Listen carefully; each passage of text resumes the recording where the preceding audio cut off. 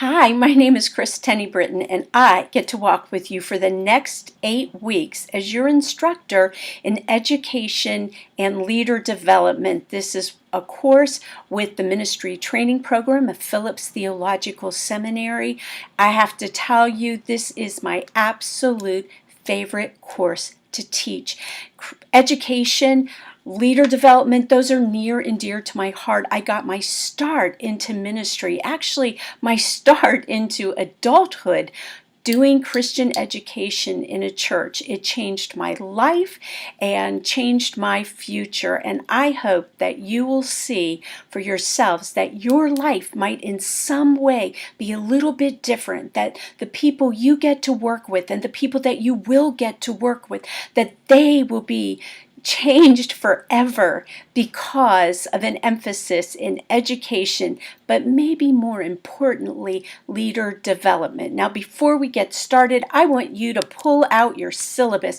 I'll hold on for a moment. You may need to hit pause and do that. Go get that syllabus because I want us to look at it together.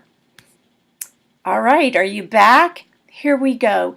Make sure that you have read our objectives. These objectives go along hand in hand with those objectives for the education and leader development competency in the Christian Church Disciples of Christ. Now, even if you're not in the Christian Church Disciples of Christ, and even not if you're not pursuing ordination or credentialing, commissioning in the Christian Church Disciples of Christ, these objectives are really important. You will come out a better educator, a better leader, a better developer of leaders because of this class and moving through these objectives. As we go through each week of the syllabus, or as we move through each week, what you'll see are numbers referring to these objectives. And that's our way of making sure that we've covered everything.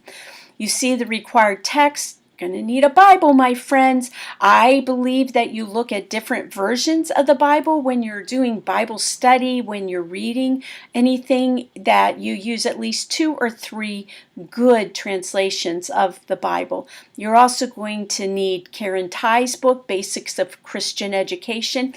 It's an old book, but it is a standard. It's a classic. It will get us through what we need to know, and as a offshoot or a launching point for what we're going to really be looking at. I'll also be providing you with articles over the next little bit. Those articles will be available in advance, likely a week in advance. And you need to be reading those, looking at them, referring to them as we move through. Here are your course requirements. You need to get those texts. You may need to remain current on all the assignments. You'll see later, and I won't go through them piece by piece, but I definitely have a grading system, and you'll want to pay attention to that when it says that by the times and days that assignments are due, you make sure that they're in there, or you'll lose those points, those grading pieces. So get your text, remain current.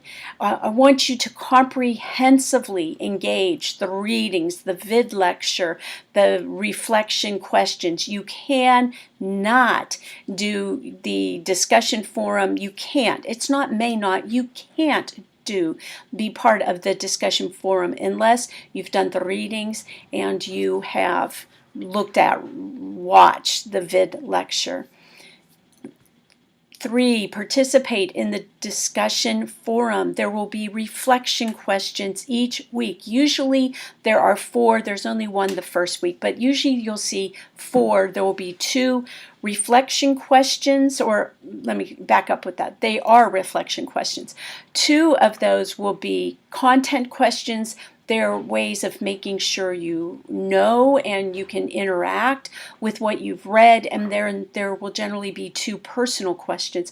That's so you can personalize that information. You can integrate it. You can apply it to your ministry setting. When I talk about ministry settings, you may not be serving as a minister pastor per se, but you're definitely in a setting. And whether or not you're in leadership of some sort, I want you to think within the context of that congregation that you call your church home. Your response to reflection questions are due no later than 9 a.m. on Wednesday. Points are deducted from your grade if it's after 9 a.m. on Wednesday.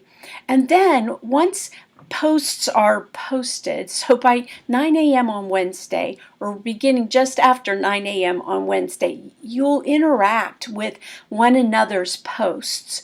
You need to respond thoughtfully, respectfully, and ethically with the posts of at least 3 other students.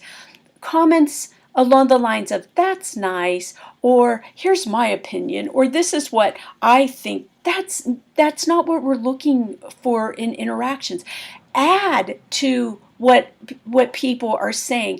Bring in outside resources. Make sure that you give references to those resources so that you don't plagiarize other people's works. Because we have so many students, we'll be working in groups of students, and so because I want you to look at the responses from other groups of students, you won't be interacting with those students, but bring their thoughts into your group's discussions along the way.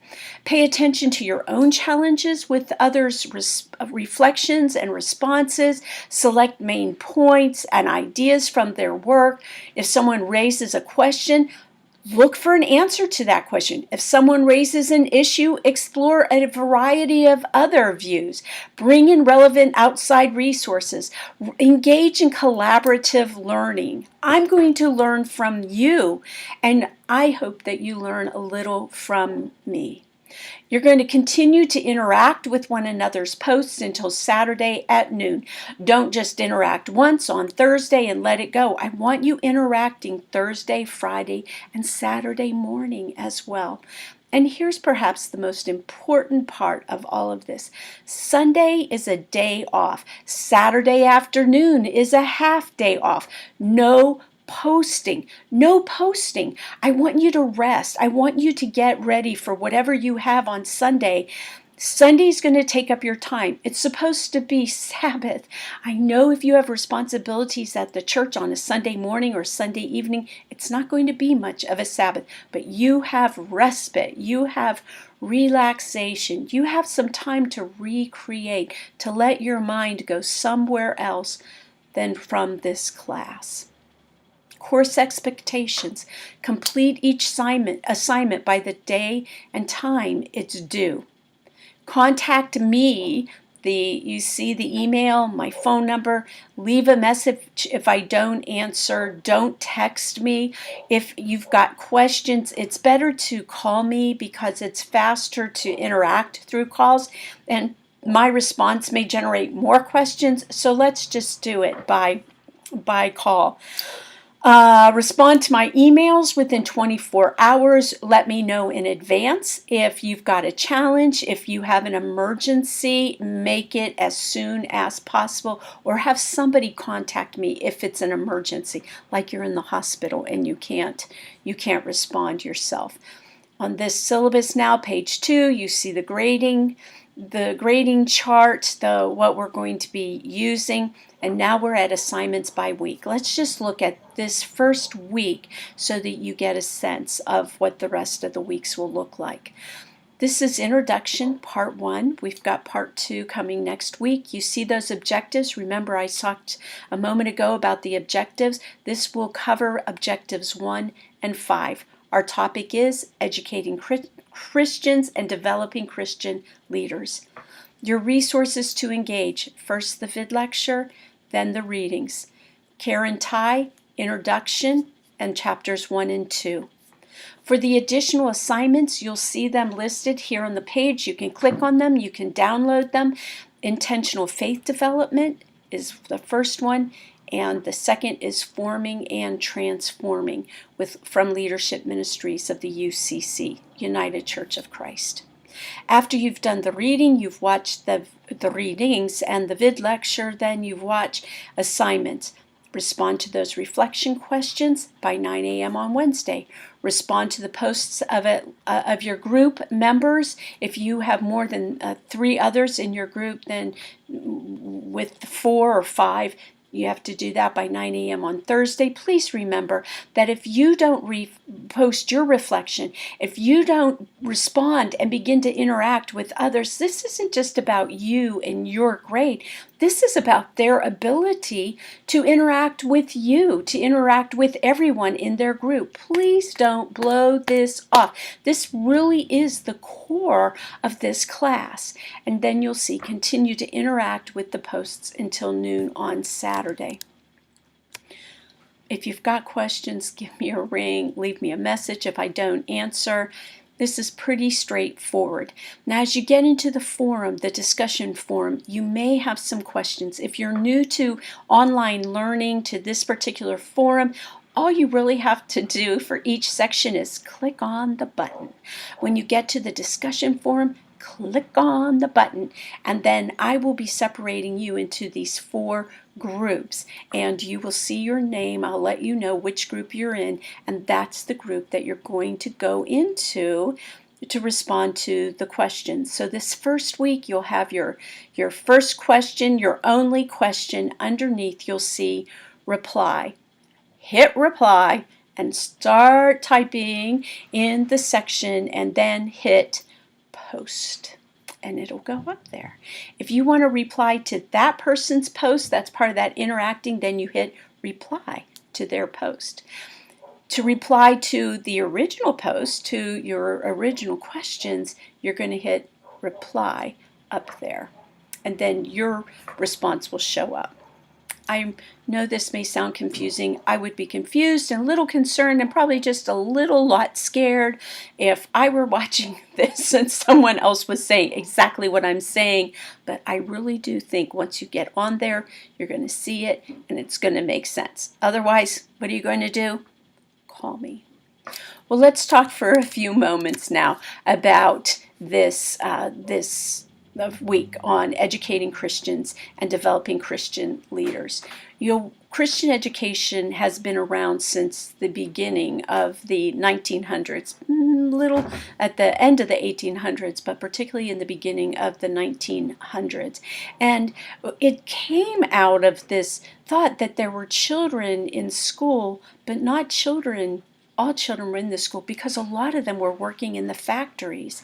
And so it was Christians who wanted to do something for these children. Now, I have to tell you that the initial reasons for wanting to do something for these children is that they were kind of bratty kids and running around on the streets. And those ones that didn't go to school and didn't go to church. And so they started Sunday school for them, and they used the Bible as their curriculum, and also wanted to instill values and the proper ways of acting and living within them. So that's where we start to get this Sunday school, this thought. And education very much was a mind thing. It was geared on the mind, on learning. When I started in Christian education, it was 1982, and I was in the United Methodist Church, and we used Cokesbury curriculum. And I so remember them talking about, this is a new way of teaching. We are changing the way we teach, that the way we want teachers of our curriculum to teach.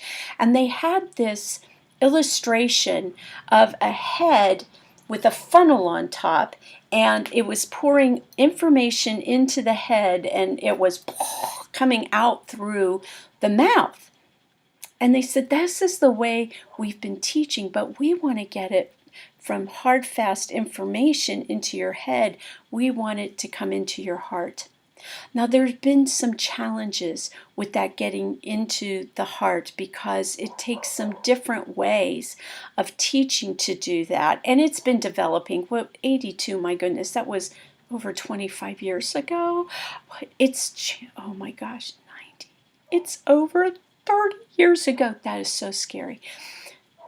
So there have been different ways, different mechanisms that have been developed and have been taught to try to better get it into our spirits. And that's working in a lot of ways.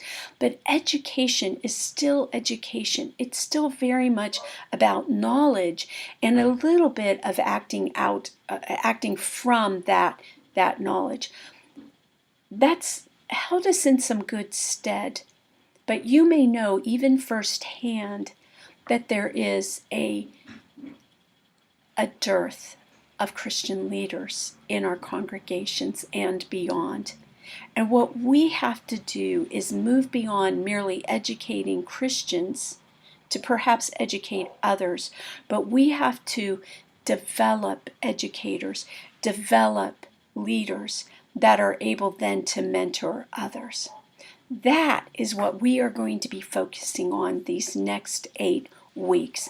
How to develop Christian leaders who know a few things about the Bible, who know about Christianity, but more important than that, who know Jesus, who have a relationship with Him, who have a relationship with God, who are able to have relationships with others that are whole and holy and healthy, so they can help them become leaders in their own rights, who can help them become disciples. And for you in the Christian church, disciples of Christ out here, I'm talking about little d disciples, not disciples of Christ, but who can become Christians and little d disciples and missionaries, people who go out and live out their faith, who live out their relationship, who help others have a relationship with Jesus, whether being those missionaries is on foreign soil or domestic soil here where you live in your workplace and with your neighbors. But I'm getting ahead of myself. So you've got the syllabus, you've got your first assignments, you're about ready to get started. I'm about ready to get started, and here we go. Have a wonderful week. Let's have a wonderful course, and I just can't wait to see you on those discussion forums. Take care, and remember, call me if you've got any questions at all. Bye-bye.